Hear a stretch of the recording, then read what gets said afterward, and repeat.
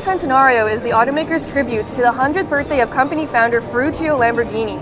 Only 20 coupes and 20 roadster versions of the car will be built, and it starts at 1.75 million euros. All that money will buy those lucky 40 people a few tech advancements and a look that is distinctly Lamborghini, where everything has been designed to maximize aerodynamics and downforce and keep heat in check. The Centenario is powered by naturally aspirated V12 with 770 horsepower. Redline has been increased to 8,600 RPM, and Lamborghini says this makes it the most powerful engine the company has ever made. Built with mostly carbon fiber, the car's dry weight is just over 3,300 pounds. 0 to 62 miles an hour can be achieved in 2.8 seconds, and the car's top speed is 217 miles an hour. The new rear-wheel steering system will help make the Centenario more agile at lower speeds and give it more stability at higher speeds. There's also an extending rear wing that provides more downforce. The first Centenarios will be delivered this fall, but if you want one, too freaking bad, because all 40 of them have already been sold out.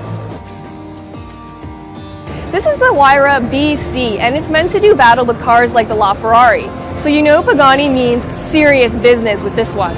The Huayra BC is named after Pagani's first ever customer, Benny Caiola. Power output has been squeezed to 789 horsepower and 811 pound-feet of torque from a 6-liter twin-turbo V12 that's built by AMG.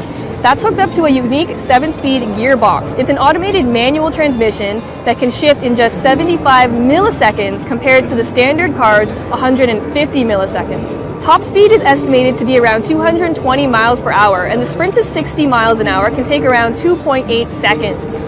The front and rear subframes have been improved to provide better cooling for the BC, while other changes include new suspension components, 4-way adjustable dampers, and Brembo carbon ceramic brakes. A ton of aerodynamic enhancements, of course, are also part of the deal. Overall weight clocks in at under 3,000 pounds, and Pagani looked at every single detail when removing weight from the car.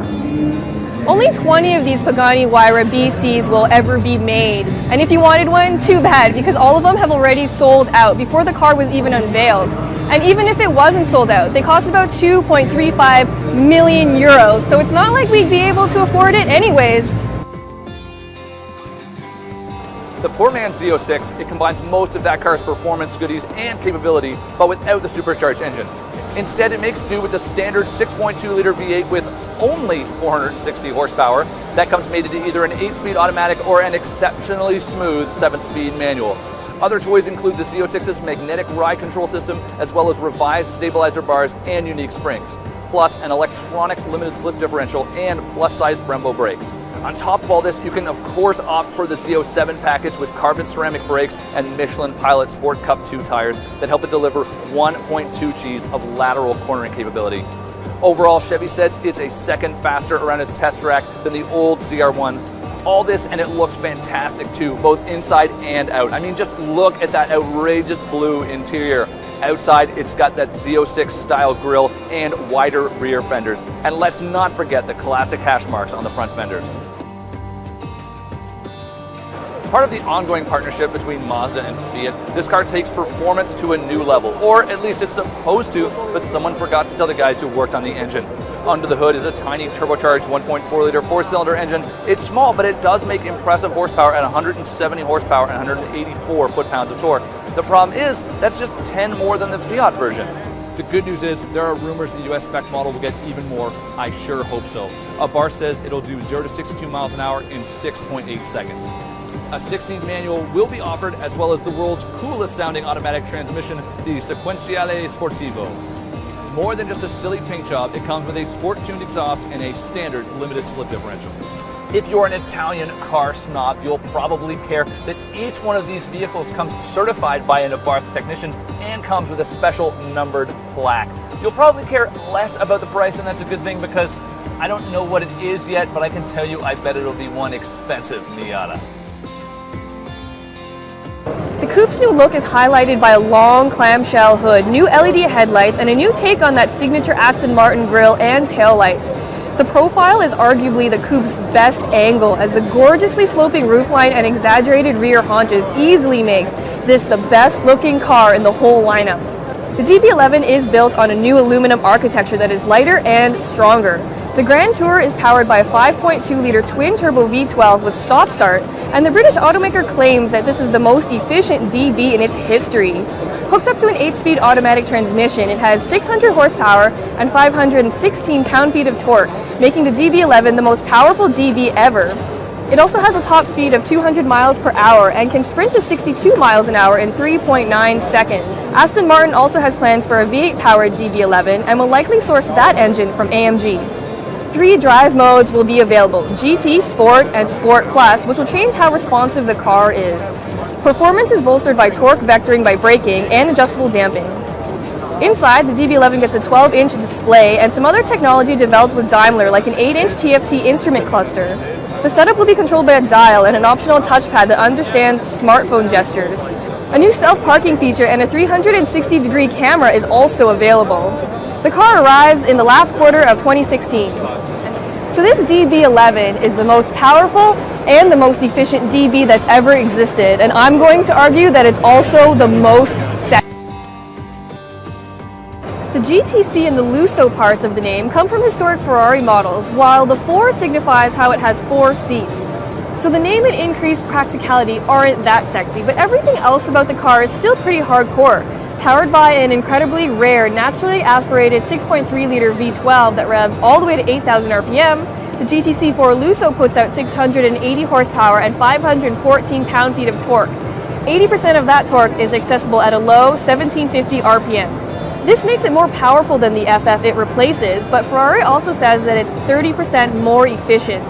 The hatch does the sprint to 62 miles an hour in 3.4 seconds, and top speed is rated at 208 miles an hour. Besides the FF it replaces and the LaFerrari, this is the 3rd Ferrari to use all-wheel drive. The Grand Tourer also uses rear-wheel steering, which makes it more agile at lower speeds while increasing stability and responsiveness at higher speeds. The production version of the Regera concept unveiled last year. It's the latest offering from the Swedish boutique exotic car maker, pairing an 1100 horsepower 5-liter twin-turbo V8 with 3 electric motors. That'll send this Swedish rocket to 100 kilometers an hour or 62 miles per hour in just 2.8 seconds, 124 miles an hour in 6.6 seconds, and 186 miles an hour in 10.9 seconds. And it'll take roughly 20 seconds to reach its top speed of 255 miles an hour. And did I mention it looks just outrageous? Because it does, especially with that active rear spoiler and the brand's trademark doors. Weighing in at 3,505 pounds, it's roughly 900 pounds lighter than a Bugatti. If all of this impresses you and you've got $2 million to spare, the lineup starts right here to be one of the lucky 80 people who might own this fantastic piece of machinery. Its predecessor, the Chiron uses an 8-liter quad-turbocharged W16 engine, though power has been boosted to an incredible 1,500 horsepower and 1,180 pound-feet of torque. That makes this car the most powerful production car ever, with an output about 300 horsepower over the Veyron. Are you ready for some crazy numbers? This new French supercar can jump from a standstill to 60 miles an hour in under 2.5 seconds, and it can make the run to 186 miles per hour in just 13.6 seconds. This engine uses 32 fuel injectors, and of course it has extra measures for mass reduction. Thanks to these enhancements, it can inhale more than 60,000 liters of air per minute when running at full speed. That extra power compared to the Veyron comes courtesy of 4 larger turbochargers and a new 2-stage turbo charging setup. Off the line, only 2 of the turbos engage, while the second 2 activate at 3,800 RPM. Bugatti says this will eliminate turbo lag and deliver a perfectly linear power curve from 2,000 RPM up. Underpinning the Chiron is a fully carbon fiber monocoque, which Bugatti says is as stiff as an LMP1 race car. In fact, this is the only car in the world where the airbag actually punches through a carbon fiber housing. Top speed for the Chiron is going to be limited at 260 miles per hour, but that's only for road travel. So expect an even faster version to eventually become available, though it may not even be street legal. Bugatti has also said that it wants to go for a new world speed record with this car. which has a speedometer that goes up to 310 miles per hour. It might not quite make it to that mark, but expect it to be very fast. As can be expected from a car this expensive, the interior looks absolutely gorgeous and the leather looks so rich. Bugatti is only going to build 500 units of the Chiron, and the brand says that 1/3 of them are already spoken for. The price? Well, honestly, if you have to ask, you probably can't afford it, but each one of these cars is going to sell for 2.4 million euros. Porsche revived the 718 nameplate as an homage to the 718 sports car that won numerous races in the late 1950s and early 1960s. Porsche also brought back the designation so folks won't be confused between this car and all of those new 911 turbos. The standard Boxster uses a new 2-liter flat-4 turbo engine that cranks out 300 horsepower and 280 pound-feet of torque, while the Boxster S model comes with a 2.5-liter turbocharged mill, developing 350 horsepower and 309 pound-feet of torque. According to the brand, this new engine should help to enhance fuel economy by up to 14%. Both of the engines are paired to a 6-speed manual transmission as standard, although the PDK automatic is available as an option. Jumping from 0 to 60 miles an hour will take 4.5 seconds in the standard car, while the S model will do it in 4 seconds flat. To make sure the car can handle that new turbo power, Porsche has also retuned the suspension and added larger brakes. Now, the styling on the 718 Boxster looks very similar to the old car, but Porsche says that every single body part except for the luggage compartment, windshield, and the convertible top has been changed. The 911R is powered by the same 4-liter flat-6 engine that lives in the 911 GT3 RS, which means this car gets 500 horsepower and 338 pound-feet of torque. As a result, it can accelerate from 0 to 60 miles an hour in 3.7 seconds and has a top track speed of 200 miles per hour. But the absolute best feature of all on this 911R is that every single one of these cars will come only with a 6-speed manual transmission.